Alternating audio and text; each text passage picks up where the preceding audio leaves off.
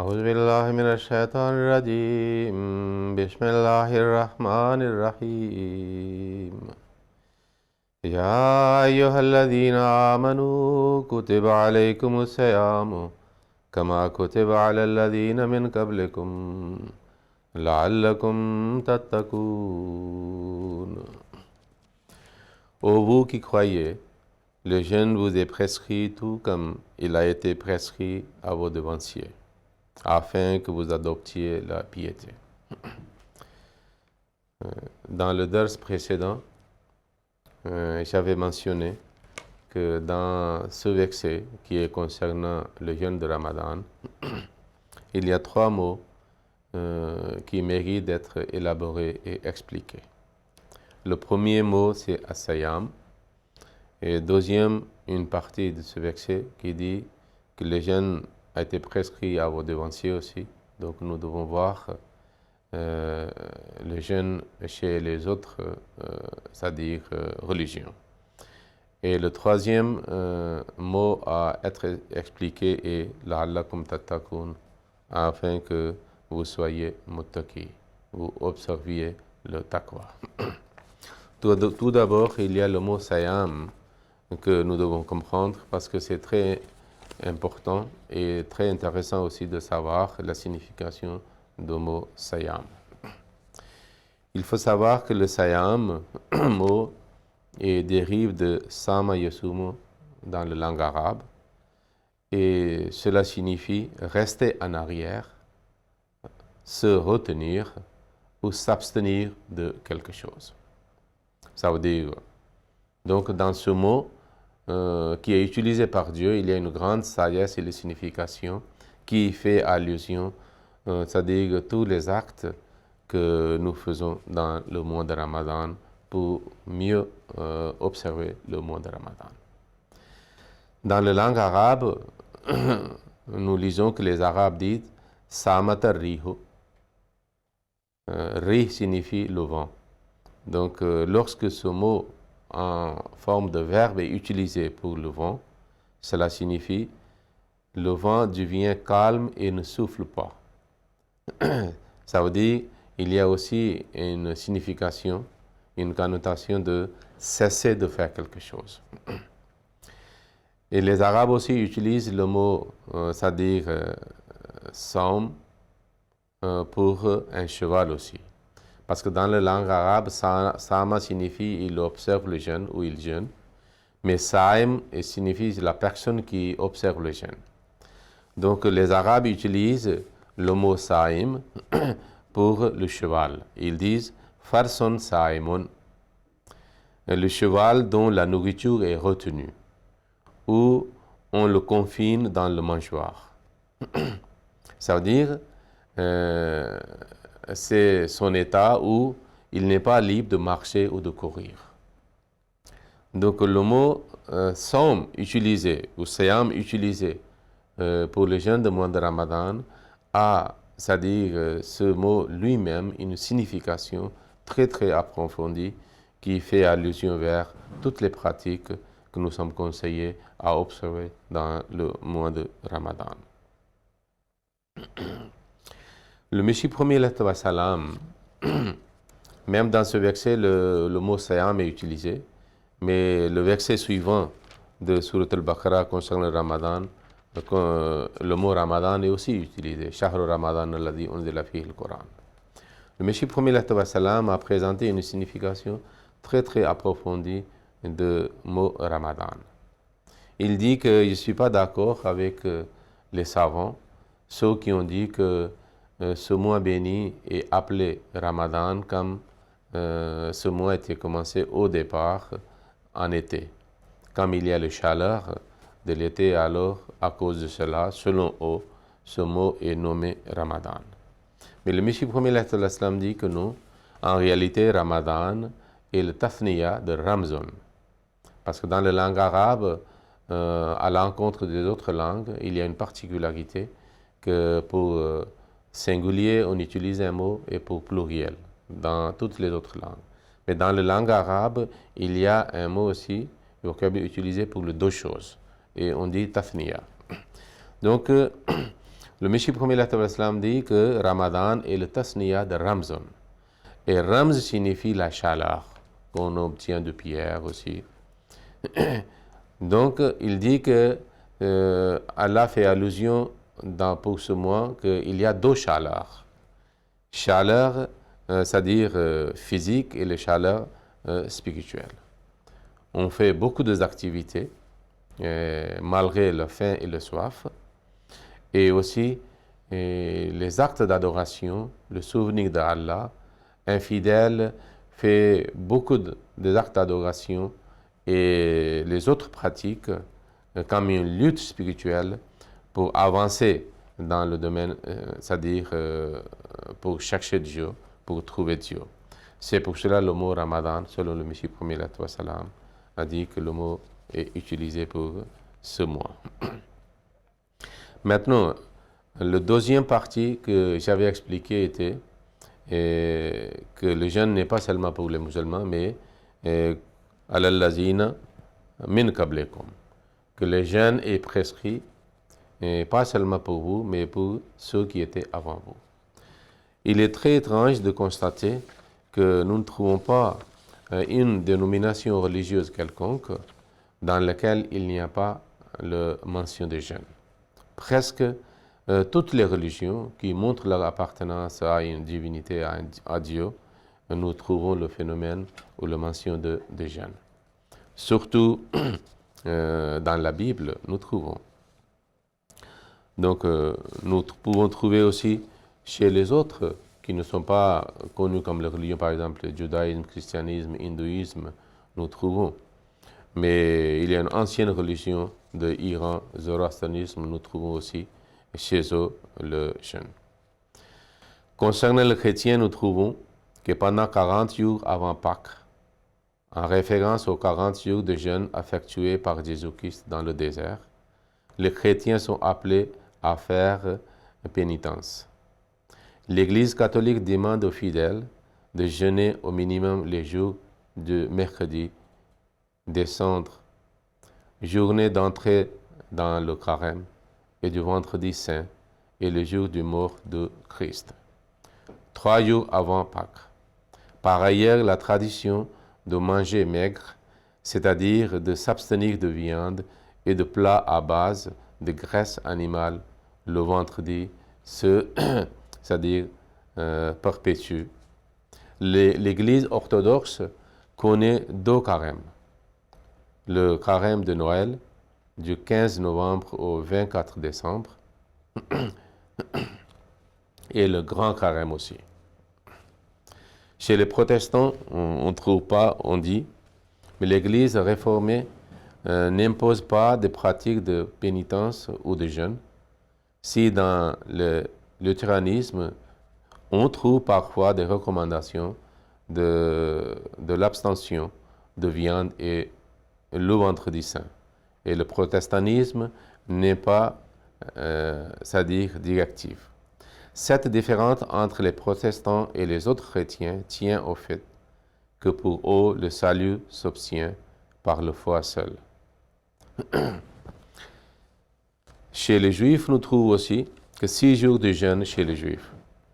Il y a dans le judaïsme 7 jours de jeûne.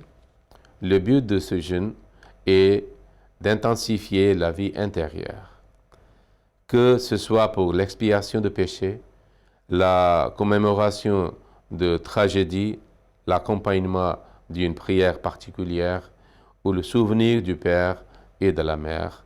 Le plus important, ordonné par le Torah, c'est le Yom Kippour, également appelé le jour du grand pardon. C'est une fête juive considérée comme le plus sainte de l'année juive. C'est le jour d'expiation de tous les péchés en mémoire de la faute du veau d'or. Lorsque Moïse était sur le mont Sinaï, recevant des instructions divines, pendant qu'en bas, son peuple érigeait une idole en or.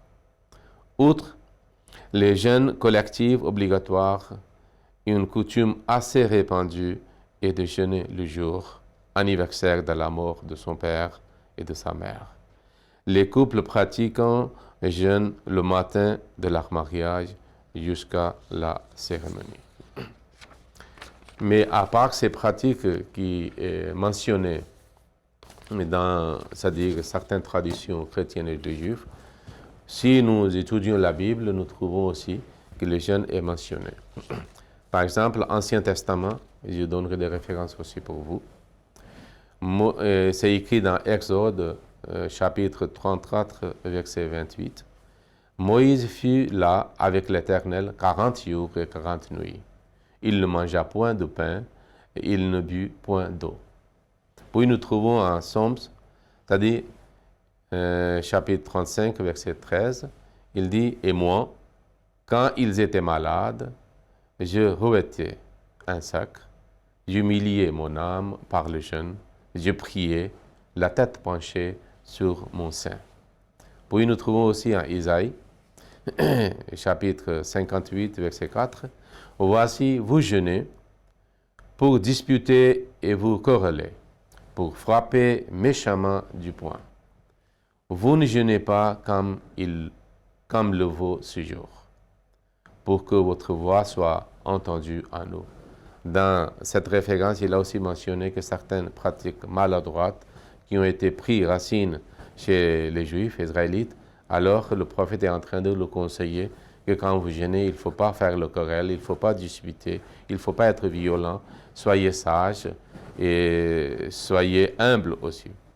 Et si vous pratiquez comme il vous conseille, alors vos prières ou votre voix sera entendue par Dieu lui-même. C'est un enseignement similaire en islam aussi par le Saint-Prophète sallallahu alayhi wa sallam. Puis nous trouvons dans Daniel, il dit que je tournais ma face vers le Seigneur Dieu afin de recourir à la prière et aux supplications en jeûnant et en prenant le sac et le cendre. Ici, le jeûne est aussi mentionné, pratique des prophètes et les autres. Puis nous trouvons en Joël, le jour de l'Éternel est grand, il est terrible, on pourra le soutenir. Maintenant encore, dit l'Éternel, revenez à moi de tout votre cœur, avec des jeûnes, avec des pleurs et des lamentations. Déchirez vos cœurs et non vos vêtements, et revenez à l'Éternel, votre Dieu, car il est compatissant et miséricordieux, lent à la colère et riche en bonté. Il se repent des maux qu'il envoie. Donc, dans ce livre de la Bible aussi, le jeûne est mentionné comme un moyen de, c'est-à-dire s'approcher de Dieu, mais il a mentionné avec les pleurs, les cris, lamentations et de sanglots auprès de Dieu pour demander le pardon. Un autre point est mentionné que le cœur déchiré, ça veut dire il faut présenter votre cœur à votre Dieu. Dans le Nouveau Testament, nous trouvons aussi Matthieu, chapitre 4, verset 2, « Et après avoir jeûné 40 jours et 40 nuits, il eut faim. » C'était concernant Jésus-Christ, lorsqu'il a été mis en épreuve par le diable. Et alors, il a jeûné 40 jours et 40 nuits. Nous trouvons encore dans le Matthieu, « Lorsque vous jeûnez, ne prenez pas un air triste, comme des hypocrites, qui se rendent le visage tout défait, pour montrer aux hommes qu'ils jeûnent. Je vous le dis en vérité, ils reçoivent la récompense. Mais quand tu jeûnes, parfume ta tête et lave ton visage, afin de ne pas montrer aux hommes que tu jeûnes, mais à ton Père qui est là dans le lieu secret, et ton Père qui voit dans le secret te le rendra. » Ici, Jésus-Christ a conseillé aussi de ne pas observer de façon hypocritique, comme il y a certains qui font pour montrer les gens qu'ils sont pieux, ils sont droits, ils sont vertueux. Mais il a dit, vous jeûnez pour vous montrer votre Dieu, que vous êtes en train d'observer ses commandements. Et ainsi, vous serez récompensés. Nous trouvons dans le Marc aussi, quand Jésus fut entré dans la maison, ses disciples lui demandèrent en particulier, « Pourquoi n'avons-nous pu chasser cet esprit ?» Il leur dit, « Cette espèce-là ne peut sortir que par la prière. Mais ils ont omis et effacé. Dans l'ancienne Bible, dans le Marc, c'est écrit que la prière est par le jeûne aussi. Peut-être que comme moins et moins de gens chez les chrétiens ont une considération pour les jeûnes, donc ils ont effacé et omis cette partie concernant les jeûnes des évangiles. Dans les autres religions, nous trouvons, par exemple, dans l'hindouisme, dans le jainisme, aussi le zoroastrianisme, si nous étudions l'encyclopédie britannique, nous trouvons, sous le mot jeûne, que c'est écrit que ces religions avaient aussi conseillé leurs disciples respectifs d'observer les jeûnes. Donc le jeûne est un phénomène, une pratique à observer dans toutes les religions et un moyen pour s'approcher de Dieu, pour raffiner et purifier notre âme et de se débarrasser de péchés et de défauts et pour vivre une vie droite. Le jeûne joue un grand rôle, c'est-à-dire dans notre vie morale et spirituelle. Maintenant, le troisième était comme le but qui est mentionné dans le Saint-Coran. Et la'allakum tattaqoun, afin que vous soyez muttaqi, vertueux ou droit ou pieux. Que signifie le mot muttaqi et taqwa? Parce que le problème est que des fois le mot taqwa est utilisé dans la signification de crainte de Dieu. Sinon, la signification de crainte ou la nuance de crainte n'existe pas dans ce mot. Par exemple, le mot taqwa ou muttaqin, la'allakum tattaqun, c'est-à-dire la racine est waka. Waka signifie être protégé. Waka signifie prendre des mesures pour se protéger. Et de même racine, il y a un dérive qui est itteka, et de même tattaqun ou muttaqi. Le verbe aussi et le nom aussi. Dans la religion, ce mot signifie comme une expression que on se protège de toute mauvaise chose et de toute souffrance, et ce mot est utilisé. Mais pas dans le sens de crainte. Alors, le mot vakaya signifie bouclier. Ça veut dire un moyen qu'on utilise pour nous défendre, pour nous protéger contre les attaques éventuelles de n'importe quelle chose, de n'importe quelle personne, ce mot utilisé. C'est pour cela qu'on peut dire que nous prenons, l'homme devient à l'abri de mal. Nous prenons Dieu comme notre protecteur. Donc à travers les jeûnes, nous trouvons des moyens, pas seulement un moyen, qui devient comme un bouclier pour nous protéger contre les assauts sataniques qui ruinent et détruisent notre valeur morale, la vie morale et spirituelle. Mais en même temps, Dieu devient notre bouclier, et c'est-à-dire entre nous et le diable ou le Satan, et ainsi nous avons une protection de Dieu. Dans le Saint-Coran, ce mot est utilisé. Même il y a un hadith, Hadrat Abu Huraira radiyallahu ta'ala anhu, une fois il a été posé une question, que signifie le taqwa? Il a dit que taqwa signifie, il a donné un exemple, par exemple, si vous marchez dans une brousse quelconque et il y a des arbres qui ont des épines. Alors vous marchez de façon que vous êtes protégé d'éventuelles souffrances de ces épines, de ces arbres. Ainsi, vous vous protégez.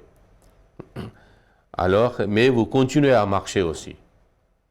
Donc, ainsi, taqwa signifie que nous continuons vers Dieu, mais tout en nous protégeant des obstacles, c'est-à-dire qui sont faits ou créés par ennemis de Dieu et notre ennemi aussi qui est le diable ou Satan ou Iblis. Il y a un poète arabe qui a mentionné, c'est-à-dire cette signification de taqwa. Il a dit Khalla zunuba saghiraha kabira wa kabiraha zakat toka. Que taqwa signifie qu'essayer d'être loin et d'être, c'est-à-dire protégé de toutes sortes de péchés, soit le péché insignifiant selon vous et les grands péchés, c'est-à-dire selon vous. Wasna kamashin fawqa arzi shawke bejazr mayura. C'est-à-dire, vous continuez à marcher le chemin ou le sentier où il y a des arbres, des épines à droite, à gauche, mais en protégeant que vos habits ne soient pas déchirés, vous ne soyez pas blessés, vous continuez à marcher avec, entreprenant les moyens de votre protection.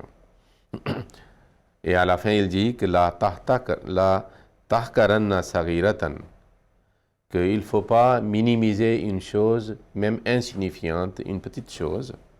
Innal jibala min al-hasa, que les montagnes sont faites de petits cailloux.